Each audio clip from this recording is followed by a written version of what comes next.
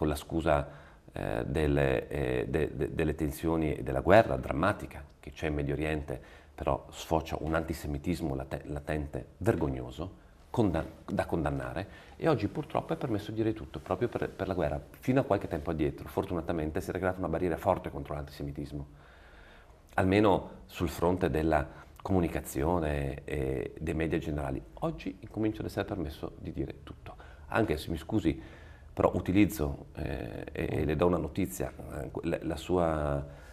il suo importante palcoscenico, il suo pubblico, per dire che mi ha lasciato molto perplesso la scelta di Alleanza Coop di escludere i prodotti che vengono da Israele dai propri supermercati.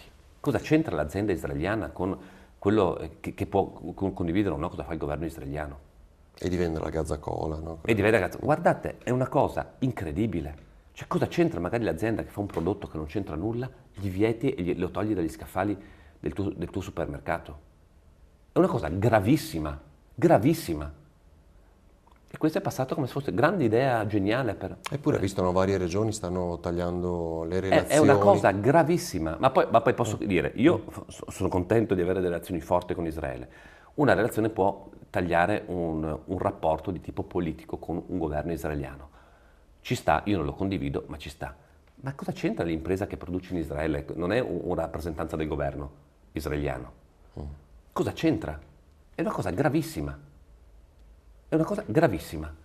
E per quanto mi riguarda, io chiederò una spiegazione ad Alleanza Coop da questo punto di vista, e se non mi convince, evidentemente, almeno i rapporti, per quanto mi riguarda, cambieranno radicalmente. Perché non posso accettare delle discriminazioni. In che modo possono cambiare? Vabbè, semplicemente faranno il loro mestiere legittimamente, però voglio chiedere collaborazione con le regioni molto posti di vista se lo sognano, perché io non accetto chi discrimina.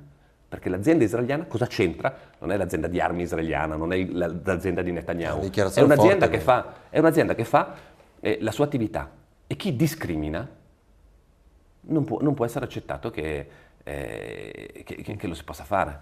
E queste misure quindi ideologiche di discriminazione io non ci sto.